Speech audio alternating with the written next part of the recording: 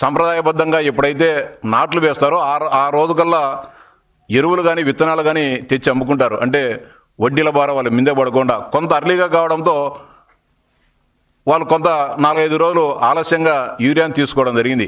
కానీ యూరియా అనేది ఒకే ఒక్క రోజు వెయ్యం. విడతల వారీగా 3 విడతలు 4 విడతల వారీగా వరికి ఎక్కువగా యూరియా వాడతాం.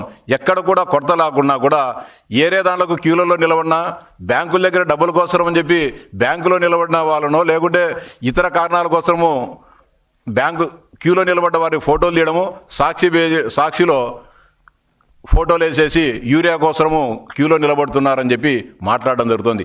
ఎక్కడ యూరియా కొరత ఉంది, ఏ గ్రామంలో ఏ రైతు సేవా కేంద్రాల పరిధిలో కొరత ఉందని చెప్పి చూపించండి అయ్యా, సరఫరా చేస్తామని చెప్తే దానికి ఎక్కడ కూడా మాట్లాడే పరిస్థితి లేదు.